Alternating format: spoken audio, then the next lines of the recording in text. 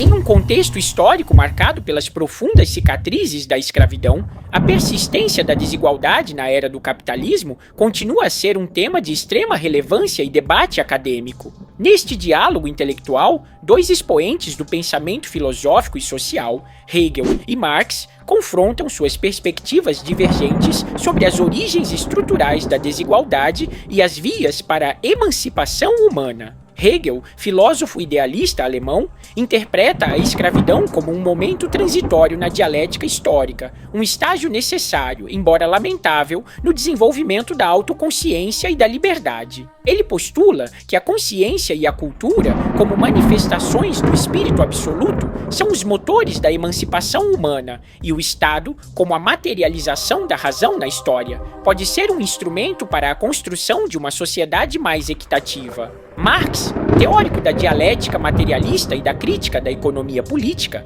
denuncia a dialética hegeliana como um véu ideológico que oculta as bases materiais da desigualdade. Ele identifica o capitalismo como o sucessor da escravidão, perpetuando a desigualdade e a alienação sob novas formas, como a dependência coisal do trabalhador em relação ao capitalista que detém os meios de produção. Este filodebate transcende o tempo, explorando as contradições da história, as origens do racismo e o papel da economia, da cultura e da política na luta pela liberdade. As ideias de Hegel e Marx, como ferramentas analíticas, se confrontam e se complementam, revelando a complexidade de um problema que desafia a humanidade desde os seus primórdios. Convidamos você, filodebateiro, a participar desta discussão crítica, que o levará a questionar suas próprias convicções e as estruturas de poder e opressão em nossa sociedade. Através da análise das ideias de Hegel e Marx, podemos aprofundar nossa compreensão da persistência da desigualdade e buscar soluções para a construção de um futuro mais justo e igualitário.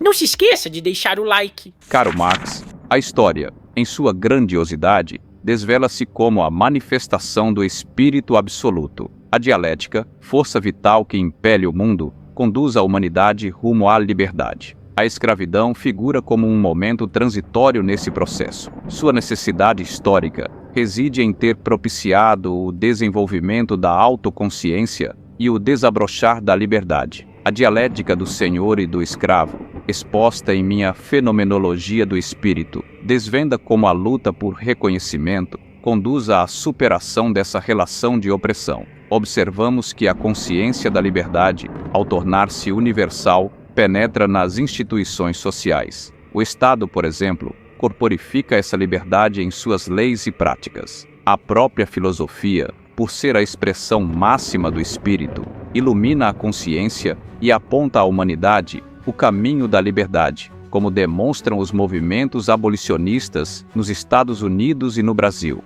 Essa sua dialética idealista, embora engenhosa, obscurece as relações materiais que estruturam a sociedade e ignora a profunda exploração inerente à escravidão. A escravidão não é um estágio abstrato do espírito, mas uma relação de produção baseada na expropriação do trabalho alheio e na coisificação do ser humano. Sua persistência não se explica por um suposto dilúvio iminente, mas pelas contradições internas do capital, que busca incessantemente se autovalorizar e se reproduzir em escala ampliada. Para superar a escravidão, é preciso transformar radicalmente a base material da sociedade, as relações de produção. A Revolução Haitiana demonstra a força da ação transformadora e a importância da luta contra a opressão. Reconheço a importância das condições materiais, mas a sua crítica ignora o poder da consciência e da cultura na transformação da sociedade. A liberdade não se limita à esfera material, ela é também espiritual. A tomada de consciência da própria condição e a busca por reconhecimento são forças motrizes da história, que se manifestam na luta por direitos e na crítica às instituições existentes. Concordo que a tomada de consciência é fundamental, mas essa mesma consciência é moldada pelas condições materiais de existência. A cultura e a filosofia, como parte da superestrutura, são um reflexo da estrutura econômica e servem, muitas vezes, para justificar a dominação.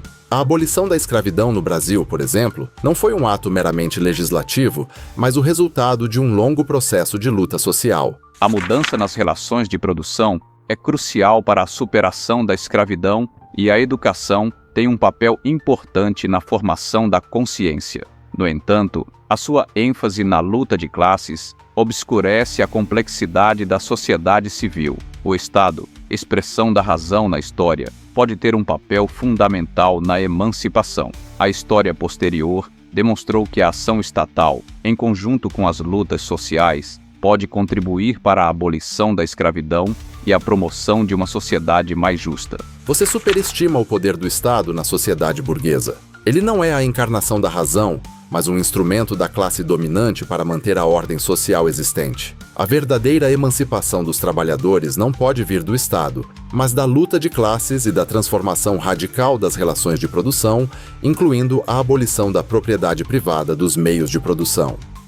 Certamente, sua crítica ao Estado é válida em muitos aspectos, mas a história demonstra que a ação estatal pode contribuir para a promoção da justiça social e a criação de condições para a emancipação.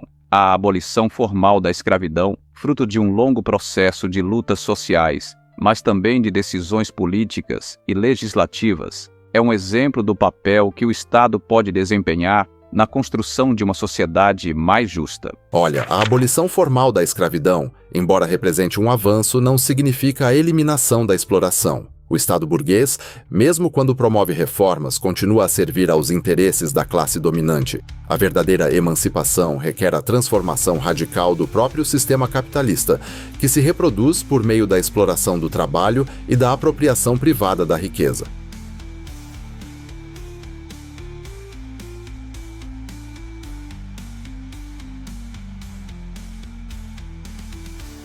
Marx, sua insistência na luta de classes e na transformação radical, obscurece a persistência da escravidão, reconfigurada e adaptada às novas condições do capitalismo. A exploração do trabalho assalariado, a discriminação racial e a desigualdade social são formas contemporâneas de escravidão, que perpetuam a alienação e a desumanização do trabalhador. Isso é claro que a escravidão, em suas diversas formas, persiste no capitalismo. No entanto, a analogia entre a escravidão clássica e a escravidão assalariada pode ser enganosa. A dependência coisal descreve a relação de dependência do trabalhador em relação ao capitalista, que detém os meios de produção. Essa dependência obriga o trabalhador a vender sua força de trabalho para sobreviver, criando uma forma de sujeição análoga à escravidão. Essa dependência estrutural perpetua a exploração e a desigualdade no capitalismo moderno. Essa crítica à escravidão assalariada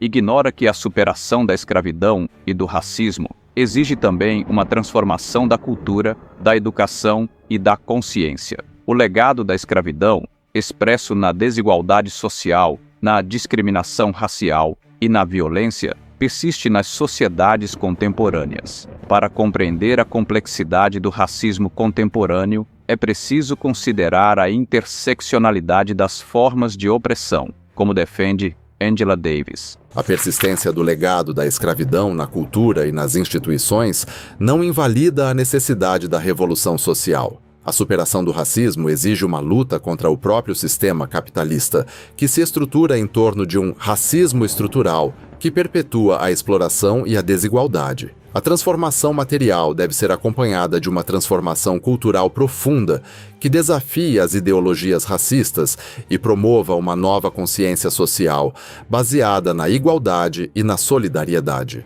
A transformação material da sociedade é importante, isso é óbvio, mas a educação pode desempenhar um papel fundamental na desconstrução de preconceitos e na promoção de uma cultura de igualdade e respeito. A própria filosofia tem a tarefa de criticar as ideologias que justificam a opressão e de apontar caminhos para a realização da liberdade e da justiça. A educação e a filosofia são importantes, mas não podem ser separadas da transformação material da sociedade. A consciência é moldada pelas condições materiais de existência e a cultura é um reflexo das relações de produção. Enquanto o capitalismo se reproduzir por meio da exploração e da desigualdade, o racismo continuará sendo um instrumento de divisão e de dominação. Olá, escute com atenção, por favor. Se você está assistindo até aqui, é porque este vídeo está sendo útil para você. Então, peço que não se esqueça de dar um like. Você também pode fazer seus comentários livremente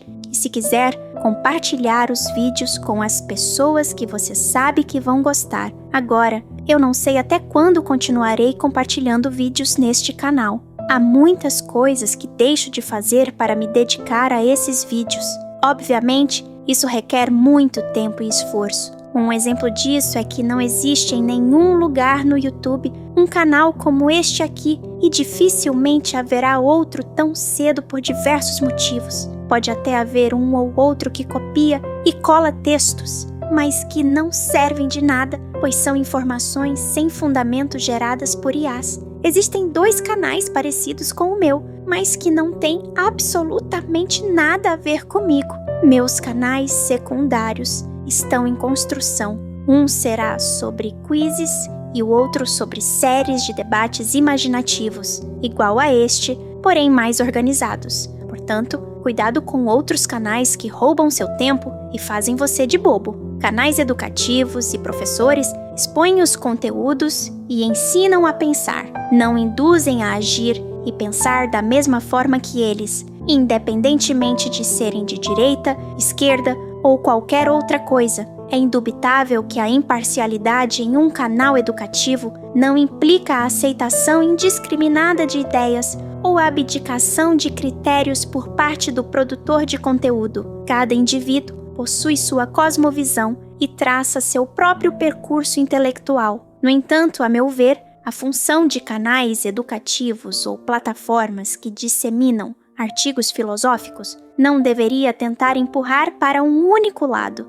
o lado que eles querem que você vá. Sejam revistas olavistas ou blogs do Lula, essa merda toda por aí. A questão central é a autonomia do receptor da informação, você, que deve analisar criticamente o conteúdo e evitar a manipulação ideológica por eles. O professor busca educar, ou seja, conduzir o aluno para fora de si, para que ele possa desenvolver suas próprias ideias e autonomia. O doutrinador busca adestrar, ou seja, moldar o indivíduo de acordo com uma doutrina específica, limitando sua capacidade de pensar por si próprio. É importante ressaltar que a distinção entre professor e doutrinador nem sempre é clara e pode haver nuances e sobreposições. No entanto, a compreensão dessa diferença fundamental é crucial para a defesa da educação como um processo emancipatório e para a proteção contra a manipulação ideológica.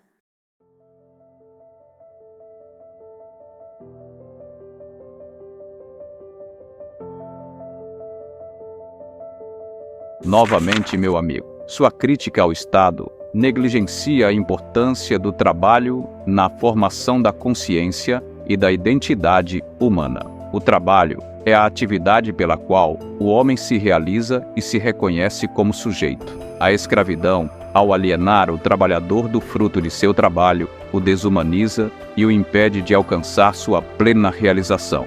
A superação da escravidão passa pela transformação do trabalho em uma atividade livre e criativa. Não discordo que o trabalho é fundamental para a realização humana, mas o trabalho sob o capitalismo é alienado e explorador. O trabalhador não se reconhece no produto de seu trabalho, que pertence ao capitalista. A divisão do trabalho fragmenta o processo produtivo, transformando o trabalhador em um mero apêndice da máquina. A superação da alienação do trabalho só é possível com a abolição da propriedade privada dos meios de produção e a instauração do comunismo.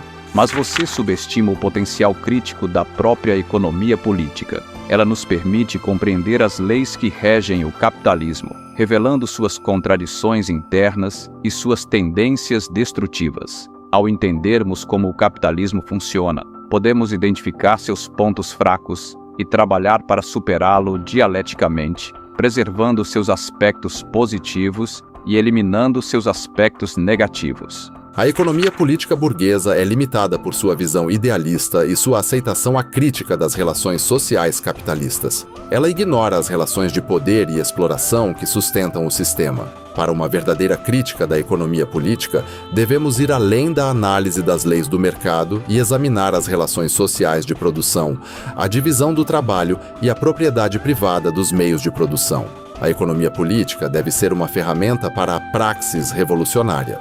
Eu entendo, mas essa praxis revolucionária, se não for guiada pela razão, pode levar a uma nova forma de barbárie. A história nos mostra que as revoluções, quando movidas pelo ressentimento e pela violência, podem produzir regimes ainda mais opressivos. A crítica da economia política deve também apontar caminhos para a construção de uma sociedade mais justa, que preserve as conquistas da civilização e da liberdade. A sua razão, desvinculada da realidade material da exploração e da luta de classes, é uma abstração que serve apenas para justificar a dominação. A história não é guiada pelo espírito absoluto, mas pela luta material dos homens por melhores condições de vida. A praxis revolucionária não é um fim em si mesma, mas o meio pelo qual a classe trabalhadora pode se libertar da exploração e construir uma sociedade mais justa. A crítica ao Estado burguês deve ser aprofundada, demonstrando como ele serve aos interesses da classe dominante e como sua superação é fundamental para a emancipação da classe trabalhadora. Sociedade é um organismo complexo, composto por diversas esferas: a família, a sociedade civil, o Estado, que interagem dialeticamente. A própria divisão do trabalho, que você critica como fonte de alienação, é também um motor de progresso social, permitindo o desenvolvimento das forças produtivas e a criação de novas formas de trabalho, como o trabalho científico, o trabalho artístico e o trabalho intelectual. Embora a divisão do trabalho tenha aspectos negativos, como a alienação e a fragmentação do indivíduo, ela também possui aspectos positivos, como a especialização e o aumento da produtividade. A divisão do trabalho na sociedade capitalista está a serviço da acumulação de capital e da exploração do trabalho. Ela fragmenta o ser humano, alienando-o de sua própria natureza criativa e transformando-o em um mero apêndice da máquina. A superação da alienação do trabalho exige a abolição da divisão do trabalho em sua forma capitalista e a criação de um novo modo de produção, no qual o trabalho seja uma atividade livre, criativa e universal.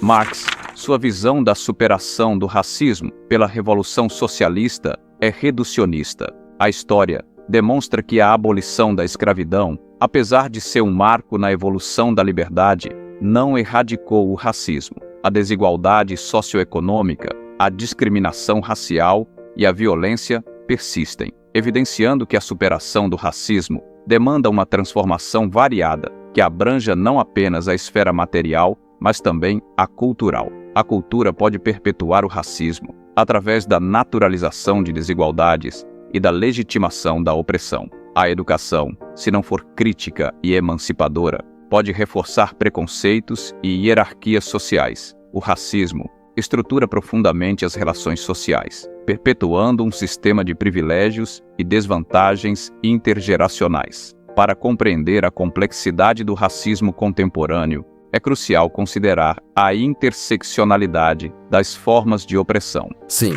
mas persistência do racismo não invalida a necessidade da revolução social, mas sim a reforça, demonstrando que a luta contra o racismo é intrínseca à luta contra o capitalismo. O capitalismo, em sua expansão global, apropriou-se de estruturas de dominação racial pré-existentes e as adaptou às suas necessidades, consolidando o racismo estrutural. Esse sistema de opressão está arraigado nas instituições da sociedade capitalista, manifestando-se em diversas formas de desigualdade social. A persistência do racismo em sociedades pós-abolição demonstra que a mera transformação das relações de produção é insuficiente para eliminar o racismo. É imperativo combater as raízes culturais e ideológicas do racismo, que se manifestam em estereótipos, preconceitos e discursos de ódio. Movimentos sociais contemporâneos, como o Black Lives Matter, são expressões dessa luta contínua contra o racismo estrutural. Você destaca a persistência das estruturas de opressão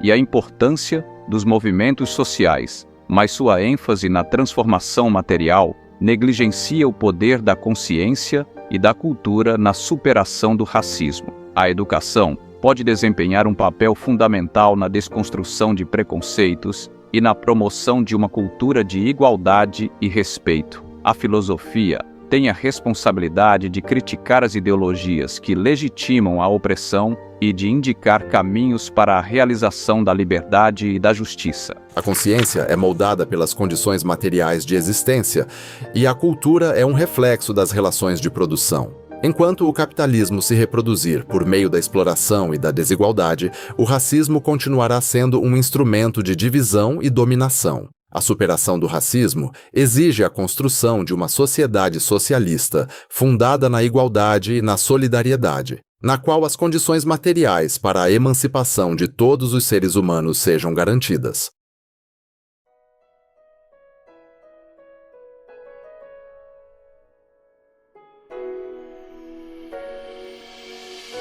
Este filodebate entre Hegel e Marx revela a complexidade do legado da escravidão e da luta contra o racismo, a dialética da história, a transformação das relações materiais, a conscientização, a cultura, a educação e o papel do Estado são elementos cruciais nesse processo bucetado.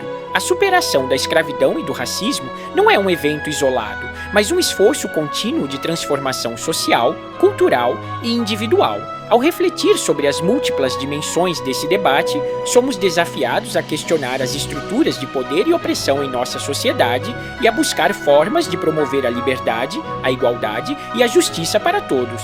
Além disso, filodebateiro, esse debate apresentado reflete bem as ideias centrais de Hegel e Marx sobre a escravidão e o racismo. Embora seja uma interpretação moderna, os argumentos estão fundamentados em suas filosofias. Se fosse um debate real, é provável que eles abordassem esses pontos, embora com seus próprios estilos de argumentação. Cadê o seu like?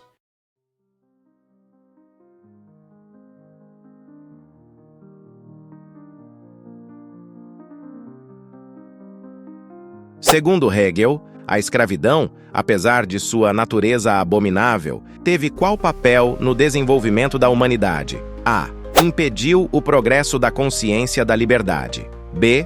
Representou um retrocesso na marcha do espírito. C. Revelou a contradição entre a liberdade do senhor e a dependência do escravo, impulsionando a consciência rumo à liberdade universal. D. Fortaleceu as relações de dominação e de opressão.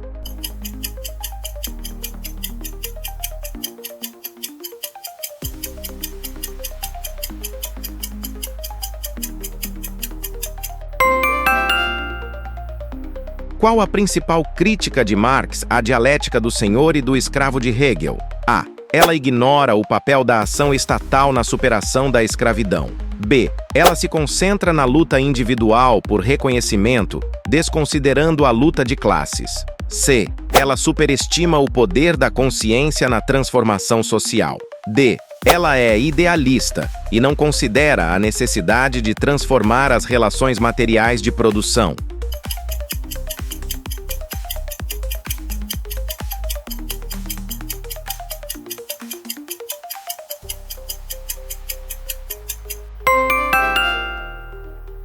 No debate, a Revolução Haitiana é utilizada por Marx para ilustrar qual conceito fundamental de sua filosofia? A. A alienação do trabalho. B. A importância da praxis revolucionária para a transformação social. C. O papel do Estado na emancipação dos povos. D. A inevitabilidade do progresso histórico.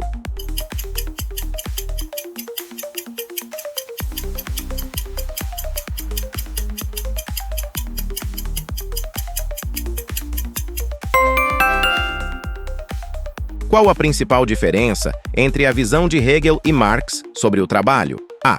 Hegel vê o trabalho como algo negativo, enquanto Marx o vê como algo positivo. B. Hegel defende a alienação do trabalho, enquanto Marx a critica. C. Hegel considera o trabalho como uma atividade espiritual, enquanto Marx o vê como uma atividade material. D. Hegel acredita que o trabalho é essencial para a realização humana, enquanto Marx o vê como uma forma de exploração sob o capitalismo.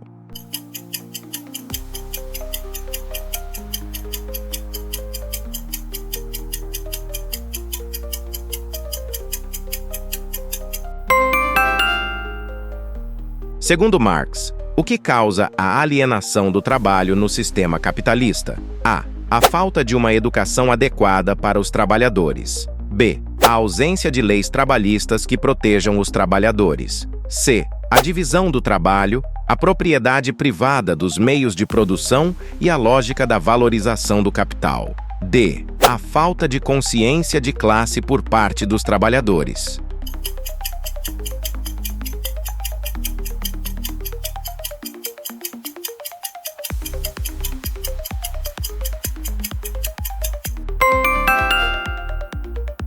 No debate, como Marx caracteriza a economia política burguesa? A. Como uma ciência neutra que busca compreender as leis do mercado. B. Como uma ferramenta para a transformação revolucionária da sociedade. C. Como uma ideologia que mascara a exploração do trabalho e naturaliza as relações sociais capitalistas. D. Como um instrumento do Estado para controlar a economia.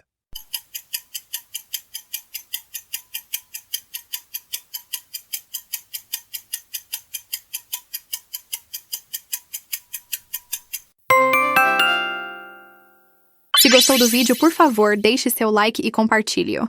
Caso tenha sugestões ou comentários, sinta-se à vontade para compartilhá-los.